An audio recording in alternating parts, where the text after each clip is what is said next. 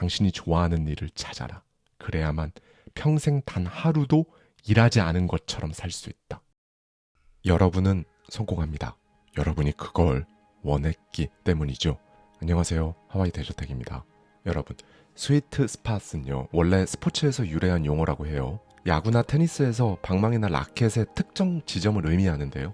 여기에 공이 딱 맞으면 가장 강력한 힘을 받아 멀리 날아간다는 겁니다. 그러니까 한마디로 최적의 순간, 최적의 위치에서 이루어지는 타격, 이게 바로 스위트 스팟이라는 거죠.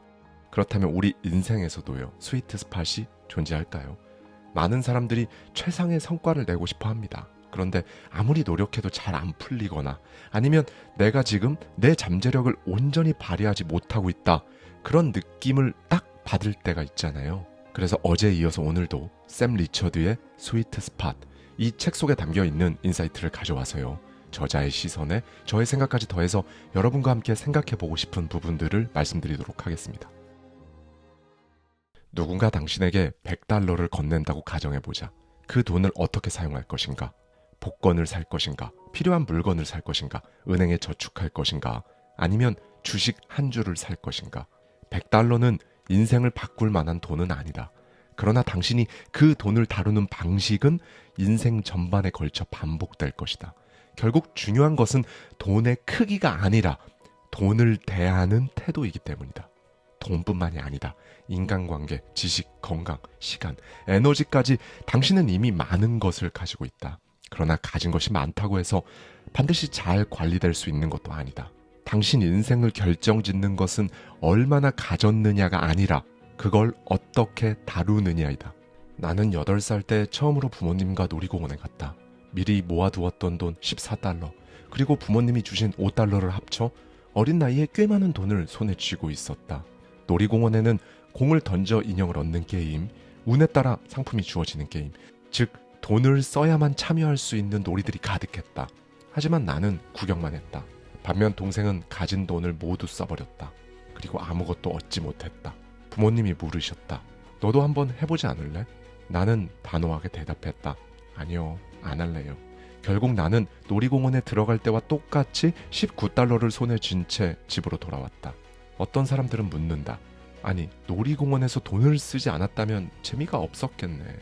그렇지 않다. 나는 이미 놀이공원에서 충분히 즐겼고 굳이 돈을 쓰지 않아도 행복했다. 나는 이렇게 어렸을 때부터 돈을 다루는 방식을 알고 있었다. 무조건 아끼는 것이 아니라 불필요한 소비에는 단호하면서 필요한 곳에는 아낌없이 쓰는 습관을 가지고 있었던 것이다. 14살 때부터는 식당에서 일하며 돈을 벌었다. 첫 월급은 $77.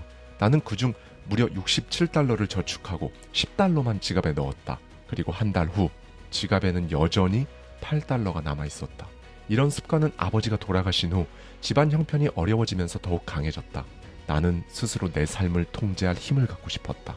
그리고 그 힘은 돈을 다루는 방식에서 시작된다고 굳게 믿고 있었다.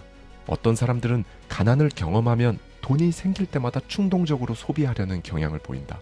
마치 부족했던 시절을 보상이라도 받든 말이다. 나는 항상 부족했으니까 이제 좀 즐겨도 될 자격이 있지 않아? 그러나 이런 사고방식은 결국 같은 패턴을 반복하게 만든다. 돈을 모으지 못하고 미래를 준비하지 못하며 언제나 경제적 불안 속에서 살아간다. 평생 돈에 쫓기며 살아가게 되는 것이다.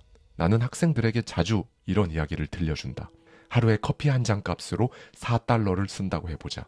일주일이면 $20, 1년이면 $1,500만 원이다. 그냥 커피 한 잔 값이라고 생각할 수도 있다. 하지만 이 돈을 매년 6% 수익률로 투자하면 40년 뒤에는 약 $16만, 2억 3천만 원에 달한다. 학생들은 이 말을 듣고 놀란다.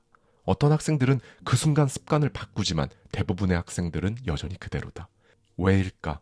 돈을 모으는 것보다 남들과 비슷하게 사는 것이 훨씬 더 익숙하기 때문이다. 나는 학생들뿐만 아니라 내 주변 사람들에게도 돈을 다루는 방식에 대한 이야기를 한다. 자주 가는 미용실의 헤어 디자이너에게 물었다. 혹시 은퇴 계좌를 개설하셨나요? 그 청년은 없다고 했다. 나는 은퇴 계좌가 왜 중요한지, 어떻게 시작할 수 있는지 설명했다. 지금 계좌를 개설하면 첫 $50는 제가 넣어드릴게요. 그 다음부터는 커피 한 잔 값을 투자한다고 생각하고 쓸 돈을 그냥 조금씩 저축해보세요. 40년 후엔 백만장자가 될 수 있어요. 그 청년은 반신반의했지만 결국 은퇴 계좌를 개설했다. 그리고 몇 달 후 나에게 이렇게 말했다. 이제는 제가 주변 사람들에게 권하고 있어요. 이제 그 청년은 단순한 헤어 디자이너가 아니다. 미래를 준비하는 사람이 되었다. 인생은 예측할 수 없다. 그러나 준비할 수는 있다. 오늘은 평온할지 몰라도 내일 어떤 일이 닥칠지 아무도 모른다. 경제위기, 실직, 질병, 예상치 못한 사고까지 이 모든 것이 순식간에 당신의 삶을 흔들어 놓을 수 있다. 그러나 한 가지는 확실하다. 준비된 사람과 준비되지 않은 사람의 삶은 완전히 다르게 흘러간다. 많은 사람들이 착각한다. 돈이 많아지면 불안이 사라지고 삶이 마냥 행복할 거라고 믿는다. 하지만 현실은 그렇지 않다. 복권에 당첨된 사람이 얼마 안가 파산하는 이유가 무엇인가? 연봉이 늘어도 왜 계속 돈에 쫓기는가? 돈을 다룰 줄 아는 사람은 적은 돈으로도 안정적인 삶을 살지만 돈을 다룰 줄 모르는 사람은 수억을 벌어도 불안 속에 살아간다. 그렇다. 돈은 당신의 가치관, 습관, 사고방식을 투영하는 거울이다. 누군가는 돈을 주인이 되기 위해 쓰고 누군가는 돈의 노예가 되어 살아간다. 워렌 버핏은 말했다. 돈을 다루는 방식이 곧 당신의 인생을 결정한다. 잊지 마라. 돈이 많아서 행복한 것이 아니다. 돈을 다룰 줄 알기 때문에 불행하지 않은 것이다. 한국은 경제적으로 높은 스트레스를 받는 나라다. 그러나 동시에 G20 국가 중 명품 소비 1위의 국가이기도 하다. 이것이 모순처럼 보이는가? 이 현상에는 한국 사회의 깊은 심리적 구조가 반영되어 있다. 한국은 공동체 중심적인 문화를 가지고 있다. 서로를 배려하고 조화를 이루며 공동체 속에서 안정감을 찾는 특성이 강하다. 하지만 이런 특성은 때때로 남들과 같아야 한다는 보이지 않는 압박을 만들어내기도 한다. 누군가 고가의 명품 가방을 들고 나타나면 주변 사람들 역시 자신도 그래야 한다는 강박을 느낀다. 결국 이건 물질적 소비의 문제, 단순한 허용이 아니다. 나는 남들과 다르면 안 된다는 심리적 압박, 사회적 인정, 소속감, 자존감 문제와 직결된다. 어느 날 친구가 못 보던 명품 가방을 들고 온다. 그 순간 당신의 머릿속에는 이런 생각이 스칠 것이다. 나도 저런 가방 하나 사야 되지 않을까? 친구들 사이에서 뒤처지는 거 아니야? 내가 가방 하나 못 사는 사람처럼 보이면 어떡하지? 결국 사람들이 명품을 소비하는 이유는 단순히 명품이 좋아서가 아니라 명품이 필요해서가 되는 순간이 많다. 더 정확히 말하자면 사회적 인정이 필요해서다. 사람들은 명품을 통해 자신의 경제적 능력을 증명하고 소속감을 확인하고 자존감을 보완하려 한다. 그러나 진짜 문제는 여기에 있다. 한번 명품 소비를 시작하면 그것이 습관이 된다. 명품 가방 하나 샀다고 끝이 아니라는 것이다. 그 다음에는 명품 신발, 명품 시계, 더 비싼 차로 계속 이어진다. 이제 질문을 바꿔보자. 왜 내 자존감이 남들이 가진 것에 따라 결정되어야 하는가? 왜 나는 진짜 나를 증명하지 않고 물건을 통해 나를 증명하려 하는가? 명품이 나쁜 것이 아니다. 명품은 좋은 것이다. 그러나 그것이 소유가 아니라 증명의 도구가 될 때 문제가 된다. 놀랍게도 세계적인 부자들은 보이는 곳에 돈을 쓰지 않는다. 빌 게이츠, 마크 저커버그 같은 억만장자들이 20에서 30달러짜리 평범한 티셔츠를 입는 이유가 무엇인가? 그들은 보이는 부가 아니라 보이지 않는 부에 투자하기 때문이다. 경험에 투자하고, 시간에 투자하고, 배움에 투자하고, 자신의 가치를 높이는 것에 투자한다. 그러나 반대로 부자가 되고 싶어하는 사람들은 명품을 통해 부자인 척한다. 자수성가 백만장자인 그랜트 카도는 이렇게 말했다. 부자는 명품을 살 필요가 없고 부자가 되고 싶은 사람만 명품을 산다. 한 가지 확실한 것은 명품이 당신의 가치를 만들어주지 않는다는 것이다. 당신이 타는 차가 당신을 증명하는 것도 아니고 당신이 드는 그 가방이 당신의 수준을 말해주는 것도 아니다. 그렇다면 당신은 어떤 선택을 할 것인가? 부자로 보이는 삶을 살 것인가? 아니면 진짜 부자로 살 것인가? 가끔 이런 생각을 해본다. 만약 내가 더 많은 부와 네트워크를 가지고 태어났더라면 내 인생은 어떻게 달라졌을까? 나는 가진 것이 많지 않았다. 내 주변 친구들 중 부모가 대학을 졸업한 사람은 거의 없었다. 돈도, 인맥도, 특별한 기회도 없었다. 하지만 확실한 사실이 하나 있다. 그 환경이 지금의 나를 만들었다는 것이다. 만약 내가 부유한 환경에서 자랐다면 아마도 지금과는 전혀 다른 삶을 살고 있을 것이다. 그러나 부족한 그 환경 속에서 나는 진짜 중요한 것들이 무엇인지 깨달을 수 있었다. 소셜미디어에는 성공 스토리가 넘쳐난다.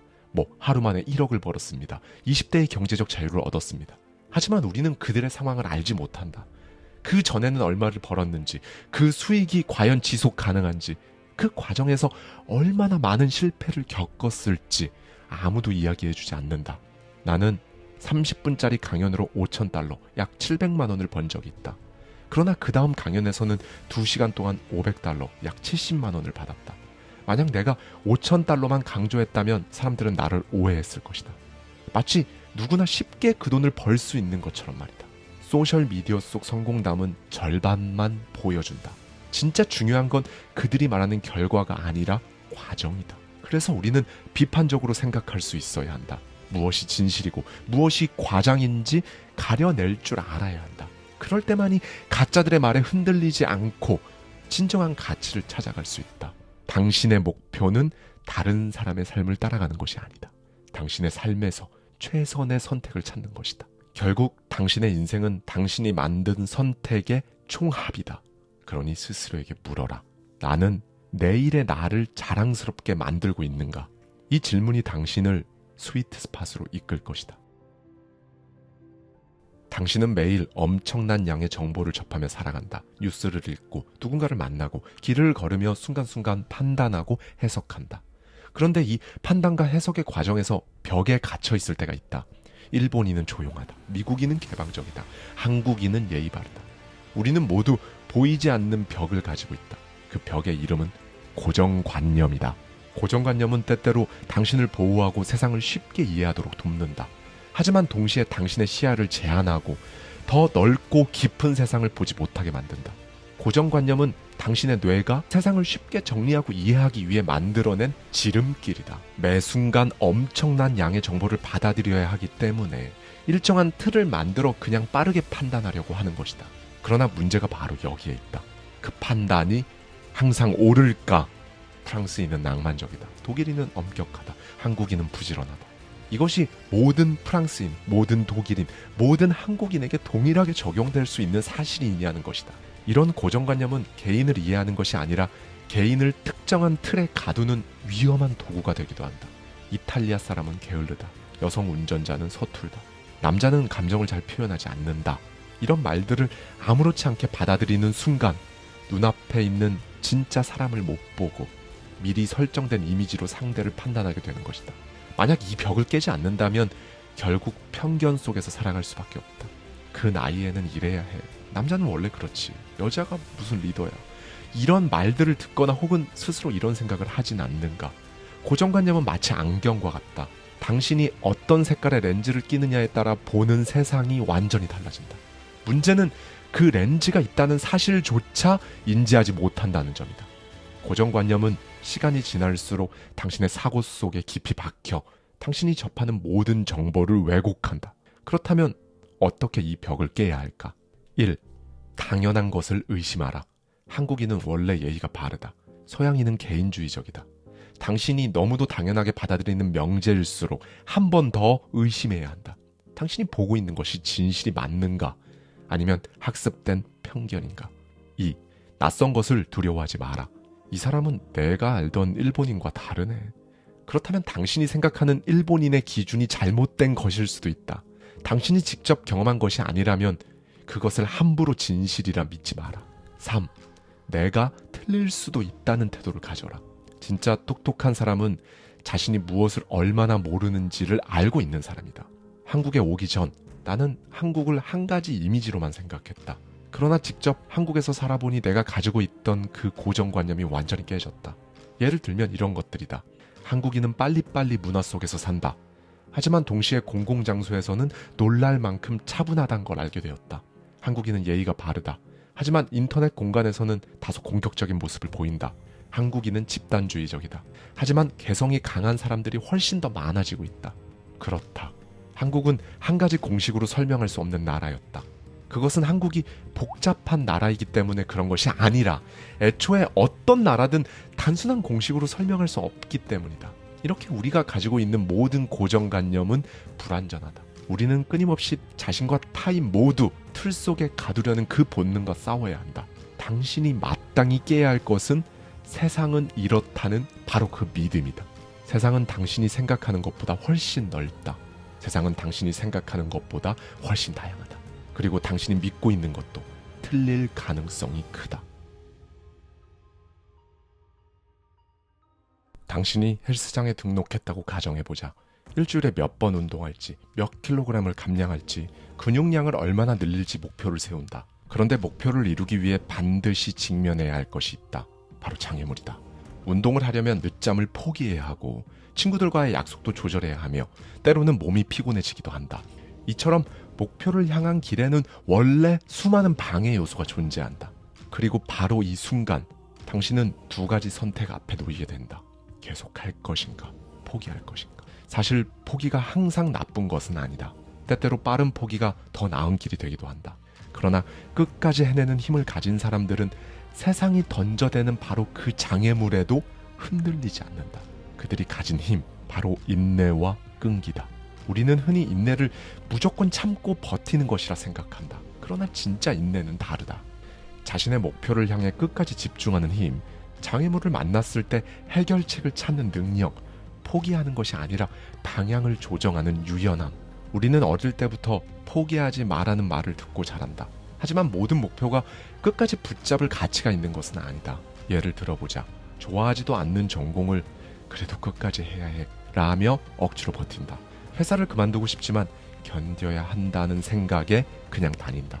이미 끝난 관계를 포기하면 안 되라며 억지로 이어간다. 이런 경우 포기가 더 나은 선택일 수도 있다. 중요한 것은 무작정 버티는 것이 아니라 진짜 원하는 것을 끝까지 해내는 것이다. 인내는 모든 문을 열어주는 열쇠지만 엉뚱한 문 앞에서 그걸 사용할 필요는 없다. 목표는 바뀔 수 있고 새로운 길이 생길 수도 있다. 중요한 것은 목표가 바뀌더라도 당신이 성장하고 있다는 바로 그 사실이다. 그러니 너무 집착하지 마라. 삶은 원래 예상치 못한 방향으로 흐른다. 하지만 그 흐름 속에서도 중심을 잡고 끝까지 나아가는 것이 진짜 인내다. 그렇다면 언제 포기해야 하고 언제 끝까지 가야 할까? 당신이 지금 고민하는 것이 있다면 스스로에게 물어보라. 나는 이걸 정말 원하나? 아니면 단순히 포기가 두려운 것뿐인가? 목표를 이루는데 가장 큰 장애물은 바로 자기의심이다. 이게 맞는 길인가? 내가 과연 해낼 수가 있나? 사람들이 나를 어떻게 볼까? 이런 의심이 당신을 붙잡는다. 특히 한국처럼 가족과 사회의 기대가 강한 곳에서는 자기 목소리를 듣기가 더 어렵다. 나도 강의를 하고 영상을 만들면서 스스로에게 묻곤 한다. 내가 하는 말이 진짜 가치가 있을까? 이 영상을 보는 사람이 있나? 이건 터무니없는 아이디어 아니야. 그럴 때마다 모든 것이 멈춘 듯한 기분이 든다. 하지만 신기하게도 그런 의심을 거두는 순간 모든 것이 자연스럽게 흘러간다. 그리고 강렬한 영감이 찾아온다. 사람들은 끊임없이 말한다. 이렇게 해야 해, 저렇게 해야 해. 그들의 목소리는 강하고 분명하다. 반면 자신의 내면의 목소리는 희미하고 작다. 당신이 진짜 원하는 것이 무엇인지 명확하게 알기 전까지 당신의 삶은 계속 흔들릴 것이다. 의심하지 마라. 당신이 포기한 것들조차 결국 당신 삶을 더 나은 방향으로 이끌었다. 그러니 너무 완벽하려 하지 마라. 미완성도 인생의 일부다. 그러니 명확히 하자. 남의 기대에 맞춘 그 목표는 과감히 버려라. 진짜 원하는 목표만 붙잡아라. 공자는 말했다. 당신이 좋아하는 일을 찾아라. 그래야만 평생 단 하루도 일하지 않은 것처럼 살 수 있다. 나는 20살까지 그저 흘러가는 대로 살았다. 음악을 연주하고 스포츠팀에서 뛰고 지게차를 운전하며 대학을 다녔다. 하지만 단 한 번도 진지하게 내 삶을 고민한 적이 없었다. 그러다 문득 도서관에서 책을 읽던 중 강렬한 충동이 들었다. 아, 지금처럼 살면 안 되겠다. 완전히 새로운 길을 가야 한다. 그리고 결심했다. 공부에 전념하기로 한 것이다. 그 순간 내가 어디로 가는지 명확히 알지는 못했지만 그 방향만큼은 분명했다. 그 선택이 결국 내 인생을 완전히 바꿔놓았다. 살면서 우리는 끊임없이 선택의 기로에 선다. 그런데 많은 사람은 선택을 미룬다. 더 나은 기회가 오지 않을까? 지금 가진 것을 놓치면 후회하지 않을까? 자신이 가진 것을 포기하지 못해서 진짜 원하는 삶을 살지 못하는 사람들도 많다. 높은 연봉 때문에 다니기 싫은 직장을 다니고 사회적 지위 때문에 원하지 않는 길을 걷는다. 부모님의 기대 때문에 자신의 꿈을 접기도 한다. 그러면서 스스로를 이렇게 위로한다. 지금이 최선이야. 그래도 이 정도면 괜찮은 거지 뭐.